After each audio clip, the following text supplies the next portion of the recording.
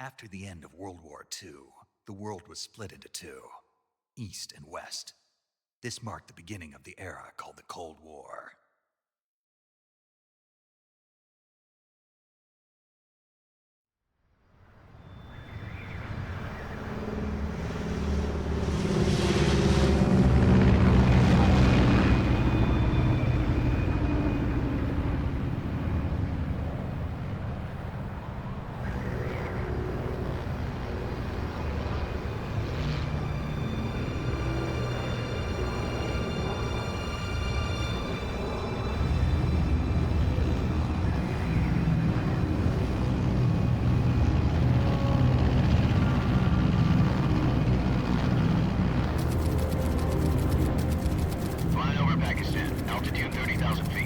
Approaching Soviet airspace.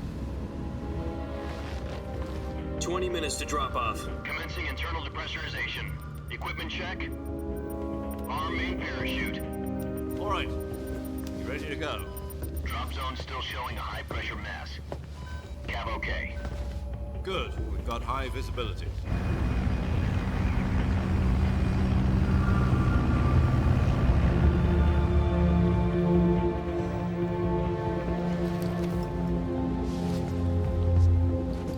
Put out that cigar. Connecting oxygen hose to interior connector. Put on your mask.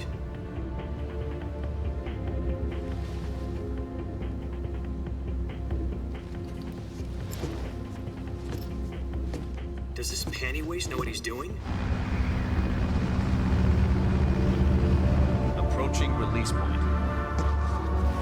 10 minutes to drop off. Hey, are you deaf? He said put out the cigar and put on your mask.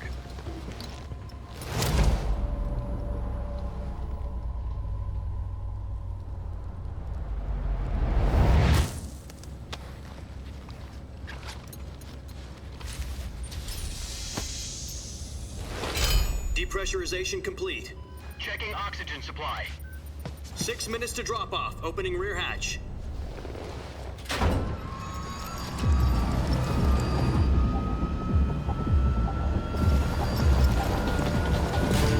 Sunrise.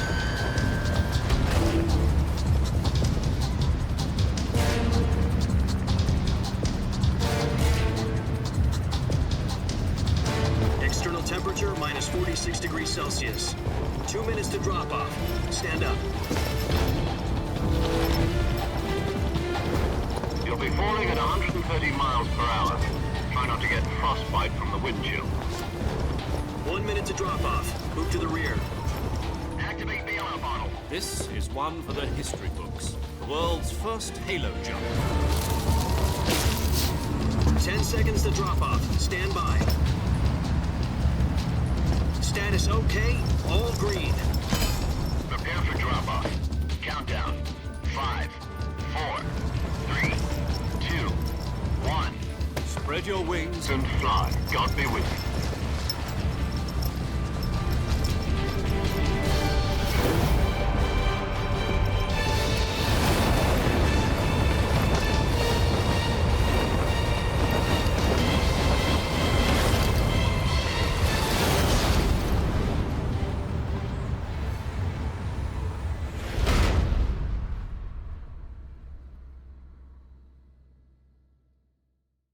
Jack, I've got some important news. The head of the CIA has finally given us the green light for the virtuous mission. Virtual mission? No, the virtuous mission. The future of our Fox unit depends on it. If it succeeds, we'll be officially organized into a unit. Virtuous mission? Sounds like some kind of initiation ritual. You know, don't get cocky. This isn't a training op. Right. So what exactly is this wonderful mission? Well, about 2 years ago, a certain Soviet scientist requested asylum in the West through one of our moles. His name is Nikolai Stepanovich Sokolov. He's head of the OKB 754 Design Bureau. one of the Soviets' top-secret weapon research facilities, and the East's foremost expert on weapons development. Sokolov, isn't he that famous rocket scientist? The very same. On April the 12th, 1961, the Soviets achieved the first manned spaceflight in history. The Earth was blue, but there was no God. Well spoken. The rocket that carried Yuri Gagarin to orbit was the A-1, known as the Vostok rocket. Sokolov is said to be the man most responsible for the multi-engine cluster used in that rocket. After Gagarin's flight, Sokolov left rocket development to become the head of the newly established Design Bureau. From a lowly technician to head of a design bureau, that's quite a success story, so why'd he want to defect? It seems he'd become afraid of his own creations. Afraid? Call it a crisis of conscience. And for that, he left his country and his family behind and went over the fence? Not exactly. One of his conditions was that his family was also to be taken safely to the west. We used a mole to get the family out first and succeeded in sneaking Sokolov over the Berlin Wall shortly afterwards. I was the one who conducted the operation. The security on the eastern side was still full of holes back then. Then what? We got Sokolov over in one piece, but the whole ordeal had left him exhausted, and we checked him into a hospital in West Berlin. It took him 2 weeks and more than 600 miles to get from the research facility in the Soviet Union to Berlin. He was in no condition to say anything coherent. And it was only a week later that we had something much bigger on our hands. The Cuban Missile Crisis. October the 16th, 1962, President Kennedy received word that the Soviets were in the process of deploying intermediate-range ballistic missiles in Cuba. The President demanded that the Soviets dismantle and remove the missiles. At the same time, he announced a naval blockade to prevent further missile shipments from reaching Cuba. But the Soviets didn't back down, instead placing their armed forces on secondary alert. Soviet transport ships carrying missiles continued on course towards Cuba. US and Soviet forces went on alert for an all-out nuclear war. Frantic negotiations were conducted through the UN's Emergency Security Council and unofficial channels to end the hair-trigger standoff. Finally, on October the 28th, the Soviet Union agreed to remove its missiles from Cuba, and so the world avoided a nuclear holocaust. But in order to get the Soviets to pull their missiles out, we had to make a deal. You mean the one where the US agreed to remove its IRBMs from Turkey? No. The Jupiter IRBMs deployed in Turkey were obsolete, and we were going to get rid of them anyway. They had no strategic value whatsoever to either the US or the Russians. The Turkey deal was a ruse, a cover story that was fed to the other intelligence agencies around the world. So what did the Russians really want? Sokolov. They wanted us to return Sokolov. You mean the Soviets pulled out of Cuba just to get their hands on Sokolov? That's right. What the hell was he working on? At the time, we had no idea. We were running out of time. It was either give up Sokolov or risk full-scale nuclear war. In the end, we had no choice. President Kennedy gave in to Khrushchev's demand. The next day, I got Sokolov out of the hospital, handing him over to agents on the eastern side. Sokolov kept on screaming, "Save me," until he disappeared from my sight. Then a month ago, we received some new information from one of our moles. About Sokolov? Yes. He was taken back to the research facility and forced to continue working on the weapon in question under KGB supervision. What's more, it's on the verge of completion. So what kind of weapon is it? Something to do with space rockets? No, missiles. Same technology. I guess you're right. We don't know the details, but it appears to be a new kind of nuclear device. For half a year now, the Soviets have been conducting frequent nuclear tests at Semipalatinsk. Something to do with the weapon, I assume. We're talking about a secret weapon so big that Khrushchev was ready to pull out of Cuba to get it back. Is Sokolov still in the facility? No. According to our intelligence, he's in Selinoyarsk, a place in the mountains about 3 miles to the west that's known as the Virgin Cliffs. The Virgin Cliffs. Nice name for a virtuous mission. They moved him there just recently. Why? Apparently, they're conducting a field test of the weapon, but it's our best chance to get him back. This mission would never have been possible if he was still in the research facility. This is our last chance. Sokolov must have known that too when he contacted us.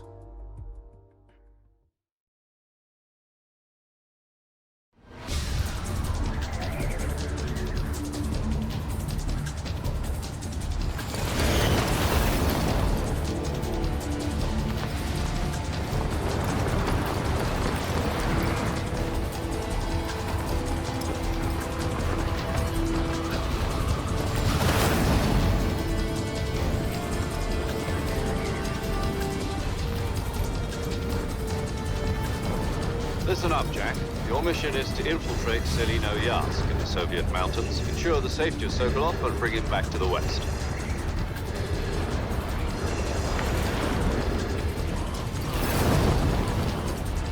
If we don't get Sokolov back before that weapon is complete, we'll be facing a major crisis. The clock is ticking.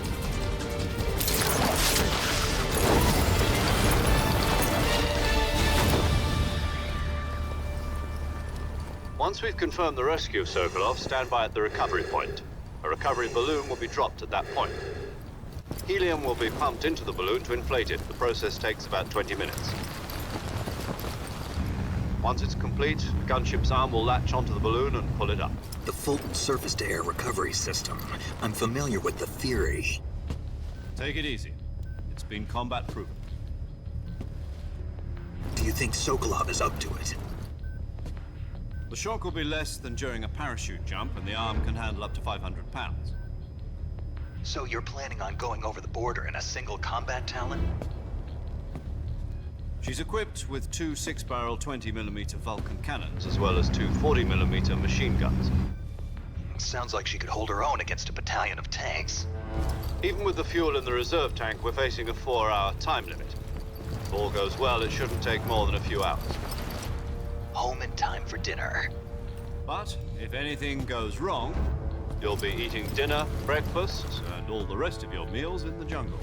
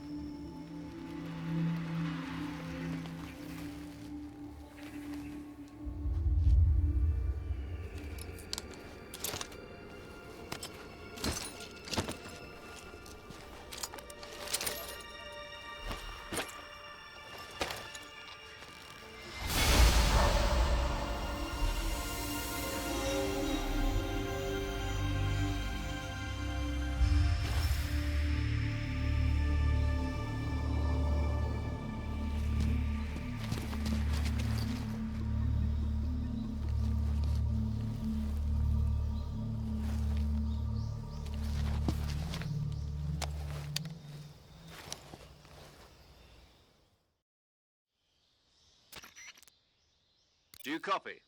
You're already in enemy territory, and somebody might be listening in. From here on out, we'll be using code names to refer to each other. Your code name for this mission will be Naked Snake. I'll be referring to you as Snake from now on. You're not to mention your real name. Snake? What, you don't like snakes? What do you mean? Well, you've eaten one before, haven't you? In survival training. I'm glad to hear that. I don't know if I'd ever order one in a restaurant, but... Be careful, you might not have a choice. What about you, Major? What should I call you? Let's see. I'll be Tom. Call me Major Tom. This will be a sneaking mission. You must not be seen by the enemy. You must leave no trace of your presence. Is that clear? This kind of infiltration is the Fox unit's speciality. In other words, weapons and equipment are procured on site. That goes for food as well. You're completely naked, just as your name implies. Great. Now I see why you asked me if I like snakes. I suppose calling me Snake was your idea of a joke, too. No, there's a good reason for that. I'll tell you later when the time is right. Gotcha. Getting back to the subject, how exactly am I supposed to feed myself? You've been issued a knife and a tranquilizer gun. Use them to hunt for food. You'll also find some medical supplies in your backpack. Yeah, about the backpack. I lost it in a tree on the way down. I see. Well, you'd better go back and get it then. You know where it is? No problem. I can see it from here. It's stuck on a branch.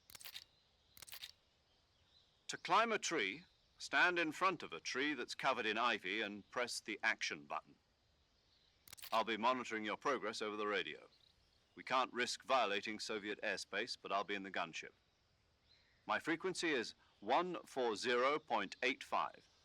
I'll give you a call if I need to talk to you. If you need to talk to me, use the send function. Okay, Snake, go get your backpack.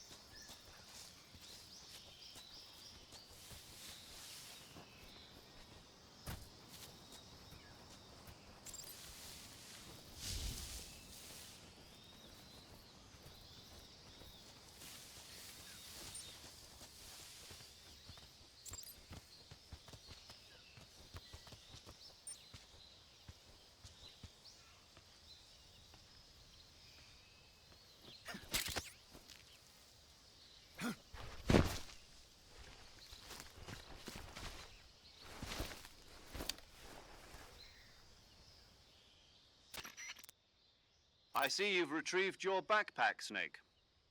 To equip a weapon, it's necessary to take it out of your backpack. In the survival viewer, choose Weapon from the backpack. Your available weapons will be displayed in a list on the screen. From that list, choose the weapon you want to equip and press the Enter button. For other equipped items, just do the same thing from Item. Got it. Use the survival viewer backpack. Yep, that's right. Survival is fundamental to this mission. After you've been out in the field for a while, your stamina will start to drop. If your stamina gets too low, it'll affect your performance. You won't be able to shoot accurately, for example, and your wounds won't heal as smoothly. Keep an eye on your stamina so you don't run out. To recover lost stamina, you can hunt for local flora and fauna. You can use either your tranquilizer gun or your knife to hunt. My only weapon is a Mark 22 Hush Puppy tranquilizer gun? That's right. It's been fitted with its own suppressor. However, the suppressor will deteriorate every time you fire. Once its durability reaches 0, the noise suppression effect will be gone. So don't get too trigger happy with it. The suppressor's durability is shown in the icon. Any weapons and equipment beyond what you're carrying now, you'll have to find as you go. I have to find my own weapons and equipment? Whose crazy idea was this anyway? Solo covert actions are standard Fox operating procedure. You can't leave any traces of your presence. No weapons, equipment, footprints, sweat, or bodily wastes. The same goes for bullets and cartridges, too. Your presence in enemy territory is already a violation of international conventions of warfare. There aren't supposed to be any American soldiers in Russia. It could spark an international incident. You can't let anyone see you. You can't let the enemy know you're there. This is a stealth mission. You're a ghost, Snake, in every sense of the word. And there'll be no rescue if you're captured. The military and US government will deny any involvement in the affair. Then I'll just have to take care of myself, huh? I'm afraid so. You've been given a fake death pill for that purpose. SIS guidelines stipulate that soldiers on covert ops like this one be issued a potassium cyanide capsule. Tape it to your body so you can take it when you need to. How generous of you. Use it if you're taken prisoner by the enemy. It'll send you into a state of false death for a short time.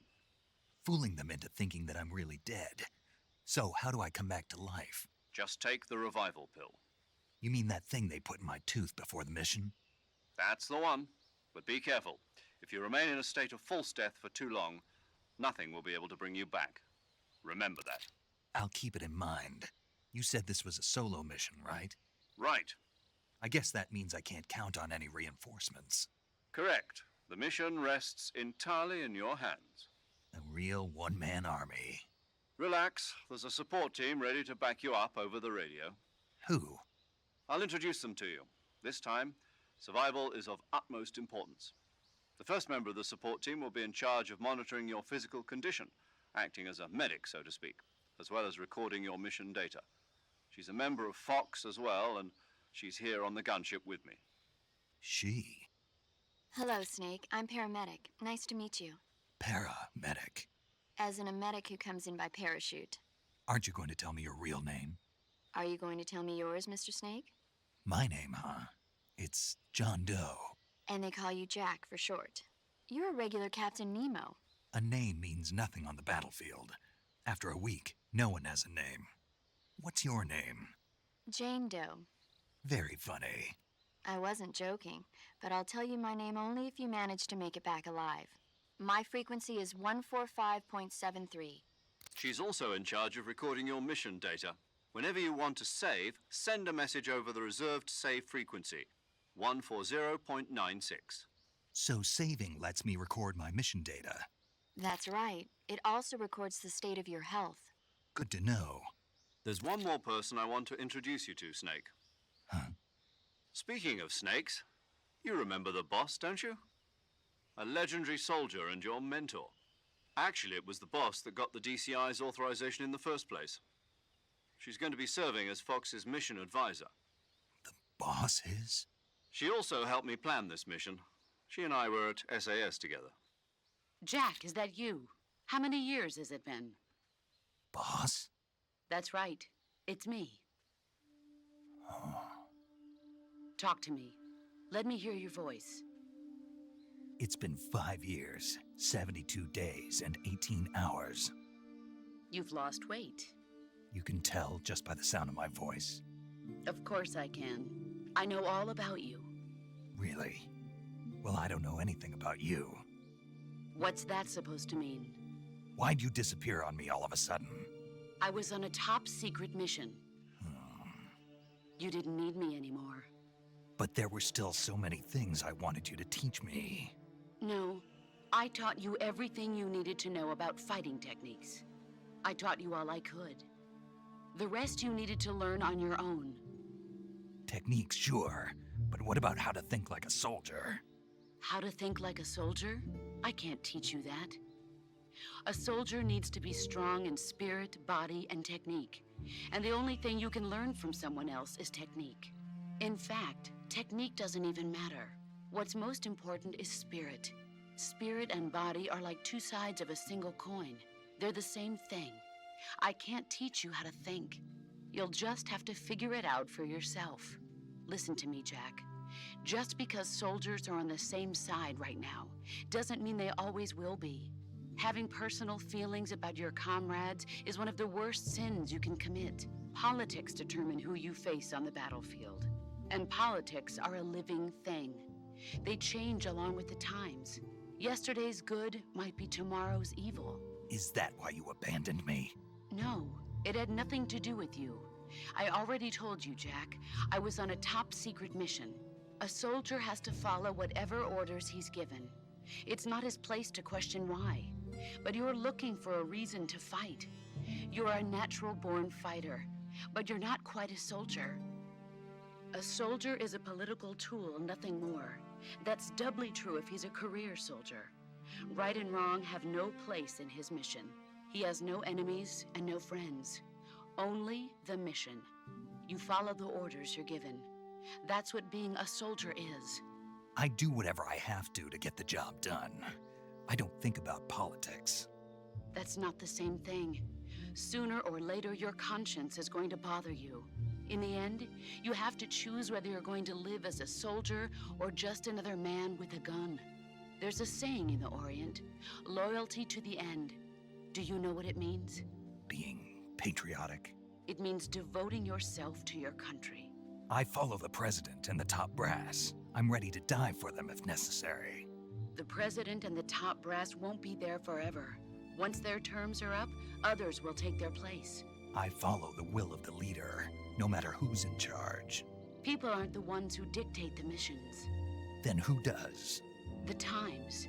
People's values change over time, and so do the leaders of a country. So there's no such thing as an enemy in absolute terms. The enemies we fight are only enemies in relative terms, constantly changing with the times.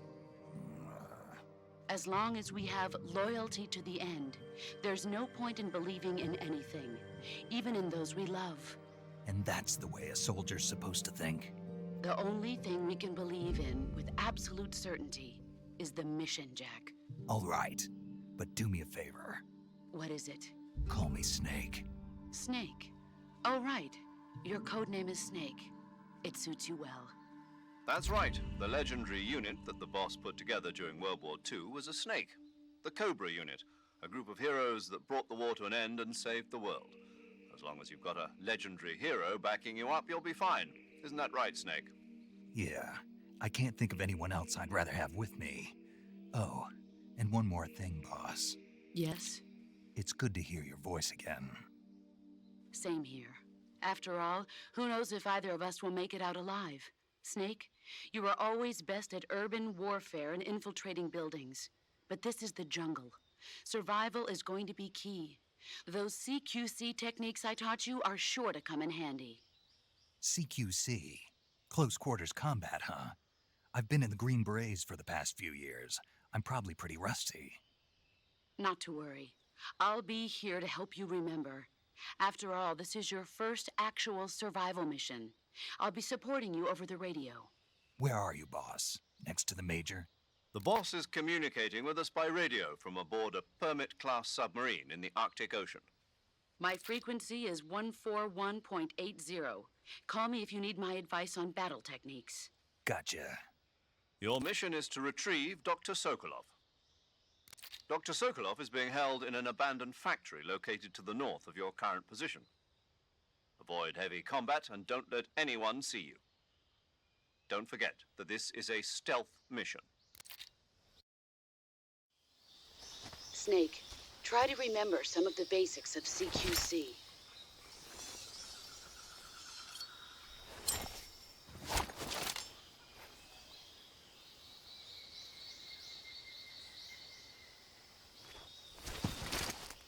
Commencing virtuous mission now.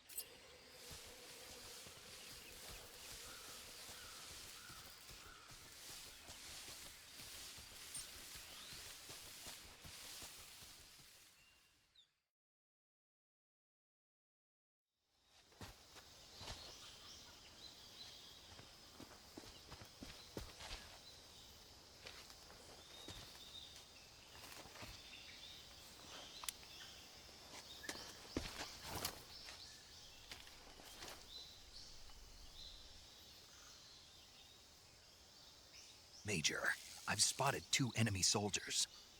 They're probably KGB troops sent to guard Sokolov. AK-47s and grenades.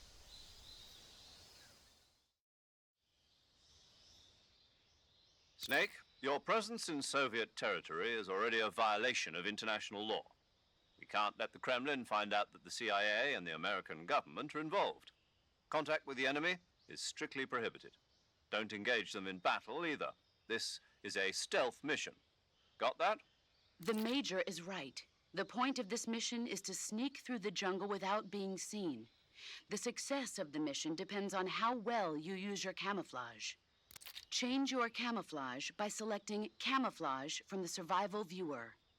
The Uniform option lets you pick your uniform, while the Face option lets you change your face paint. Choosing camouflage that blends in with your surroundings will help you conceal yourself more effectively. Also, don't forget that anything that moves will stand out in the jungle. If you just stand up and run around like an idiot, you're bound to be spotted. But if you crawl instead, you should be able to sneak by without being noticed. You can see how effective your camouflage is by looking at the Camo Index. The Camo Index shows how well your current camouflage blends in with the surrounding area. The higher the value, the harder you are to spot, and vice versa. The key is to make yourself one with nature. Keep that in mind as you go along, okay?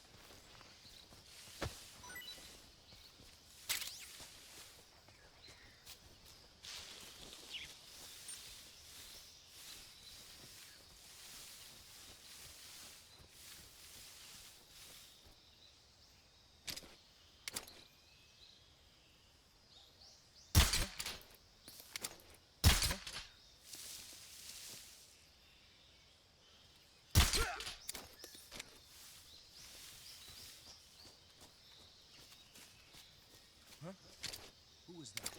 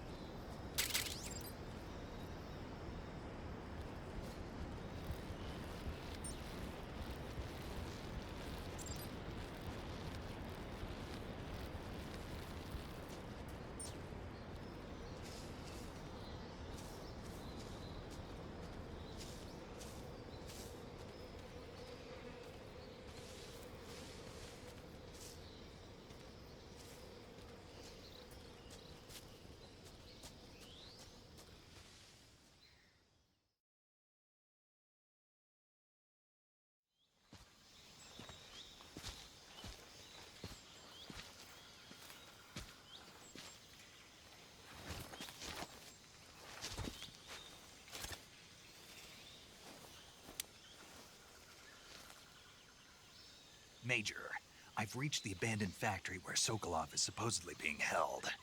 This place is a dump.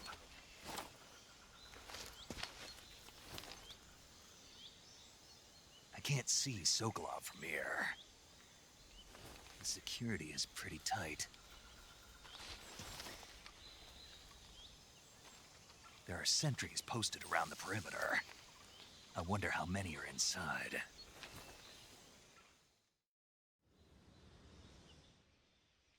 Your objective, Sokolov, is inside the factory. They should be holding him in a room in the northeast section. Northeast section. Got it. Be careful. Your mission is to bring Sokolov back alive. He must not be exposed to any kind of danger. Do not approach Sokolov while in the alert phase. Right. Oh, and one more thing, Snake. You mean there's more? No, it's just that when you get to Sokolov, I want you to tell him something from me. And that is? Sorry for being so late. Is that all? Yes. Understood. Beginning my approach to the target.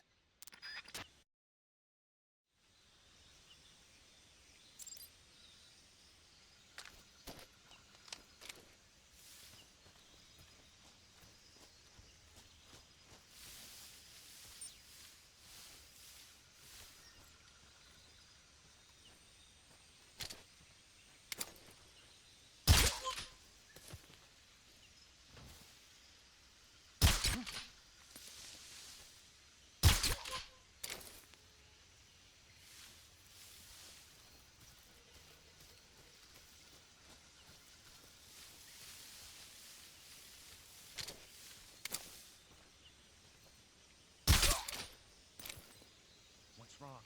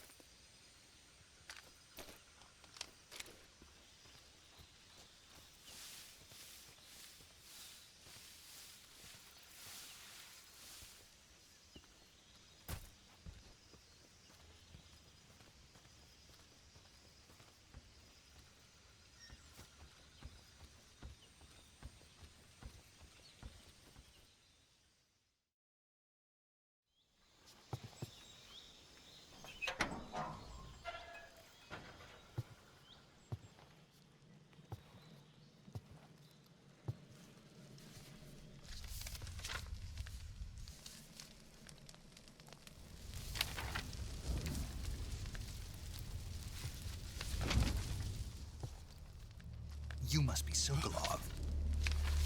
Are you one of Volgin's men? You'll never get it from me. No. I'm a CIA agent. I've come to escort you back to the other side of the Iron Curtain. You're CIA? Yeah. I was sent by Major Zero, the man who got you out 2 years ago. Zero? I have a message from him. What is it? He said to tell you sorry for being so late. Did he now? What does it mean? It means he's a man of his word. But we've got no time for this. You have to get me out of here before they arrive. Who's they? Colonel Volgin of GRU. You in the West know him as Thunderbolt. Thunderbolt? Never heard of him. He's a member of the Army's extremist faction, a man who seeks to seize control of the motherland. Ever since the Cuban Missile Crisis 2 years ago, Khrushchev has been pursuing a policy of peaceful coexistence with the West. Despite resistance and criticism from hawks in the Army and the provincial authorities, Khrushchev has managed to suppress the opposition so far. But the failure of his agricultural policies has put him in a precarious position. And on top of that, the tragedy last November. President Kennedy's assassination. Precisely. In a sense, Khrushchev has lost his biggest partner, and his power base is rapidly crumbling away. A certain group is plotting to use this opportunity to seize power by rallying the anti-government forces, overthrowing Khrushchev, and installing Brezhnev and Kosygin in his place. The mastermind behind this plot is Colonel Volgin of the GRU. He has control over another secret weapons research facility much like this one, OKB-812, known as the Granin Design Bureau, and is using it to further his plans. But that is not enough to satisfy him. Now he's plotting to seize the secret weapon I have been developing here and use it as leverage in his bid for power.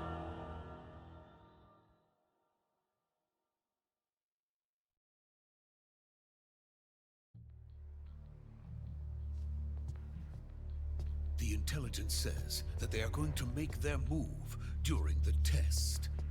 Then, the soldiers outside. Exactly. They wouldn't need that many men just to keep me inside. Their orders were to prevent Colonel Volgin from capturing me. Even if it meant killing me in the process, or so it would seem.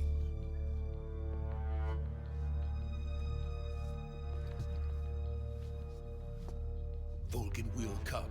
I'm sure of it. You must get me out of here before then. Leave it to me. By the way, your Russian is superb. Where did you learn to speak it? From my mentor. Is that so? America's truly a frightening country. Having second thoughts. No. I have no love for this place. Let's go.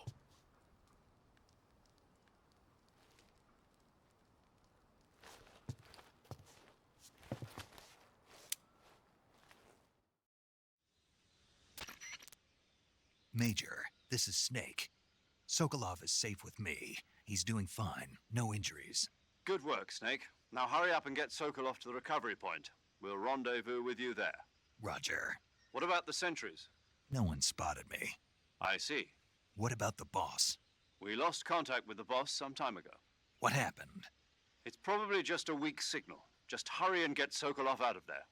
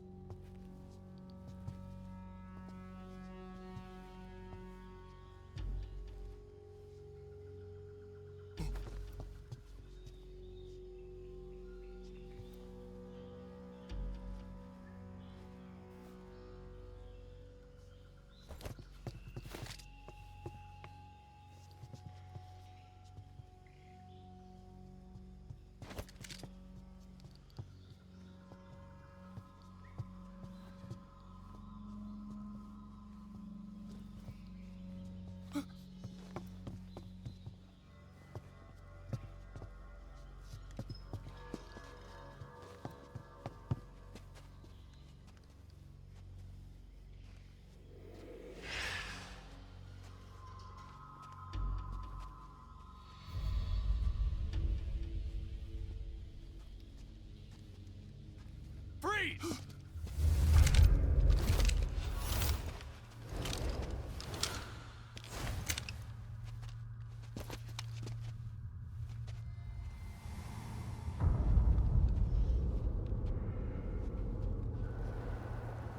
So this is the legendary boss. Huh?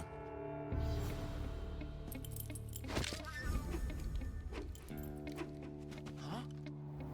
We meet at last.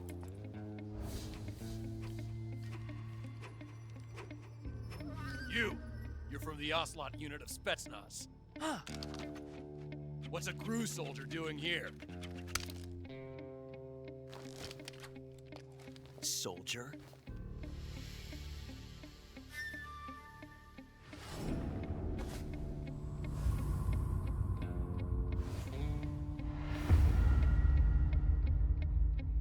He's the Ocelot commander.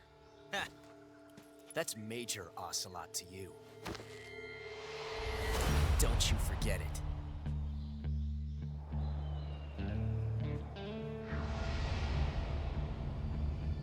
Sokolov is ours. Now get out of here. And Ocelot never lets his prey escape. What?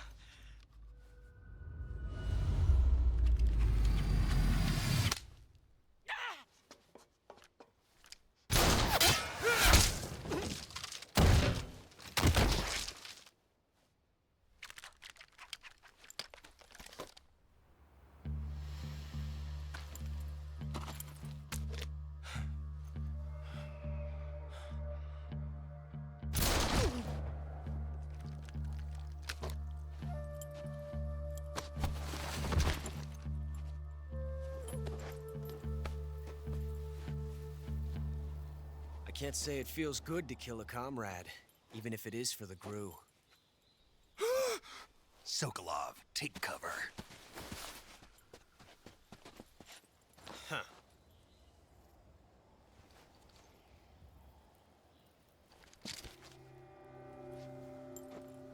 Huh.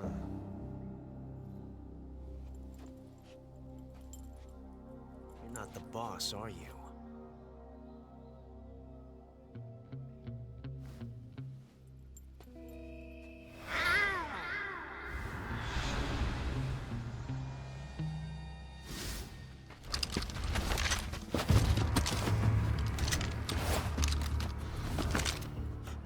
Operatives!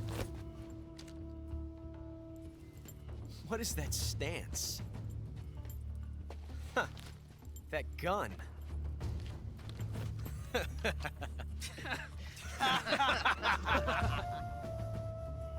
If you're not the boss,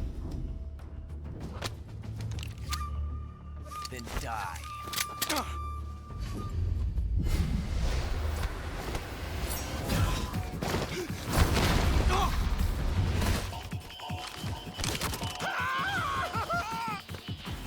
Major! Leave it! Shoot the other one!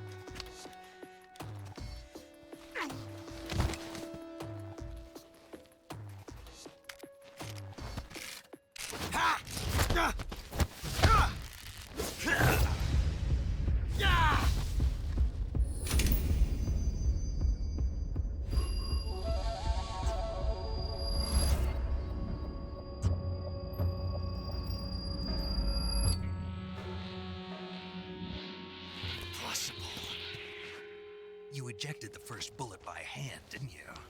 I see what you were trying to do. But testing a technique you've only heard about in the middle of battle wasn't very smart. You were asking to have your gun jam on you. Besides, I don't think you're cut out for an automatic in the first place. You tend to twist your elbow to absorb the recoil. That's more of a revolver technique. You filthy American dog!